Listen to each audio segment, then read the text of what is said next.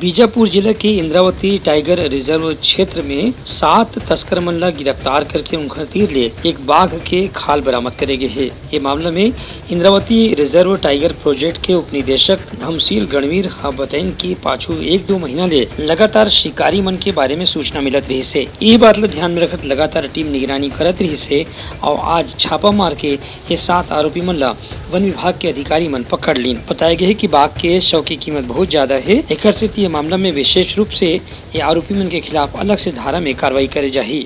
बीजापुर में मद्देड़ एरिया में सूचना हमको मिली थी कि यहाँ पे कोई बाघ की खाल को किसी की यहाँ पे रखा गया है और वो जो है उसकी तस्करी करने का प्रयास कर रहे हैं। तो उसमें हमने जॉइंट ऑपरेशन चलाया था जिसमें उदंती सीता नदी टाइगर रिजर्व के टीम थी, साथ में बीजापुर वन मंडल की टीम और हमारी इंद्रावती टाइगर रिजर्व की संयुक्त टीम ने ये कार्रवाई की है और जिसमें हमने 7 आरोपियों को उसमें पकड़ा गया है और अभी उनके ऊपर जांच कर जो है कार्रवाई जो है वैधानिक रूप से कार्रवाई जो है की जा रही है।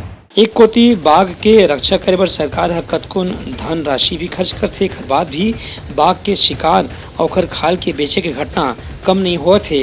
ये बीजापुर और बस्तर क्षेत्र पर चिंता के कारण है। ब्यूरो रिपोर्ट उठलंगा न्यूज।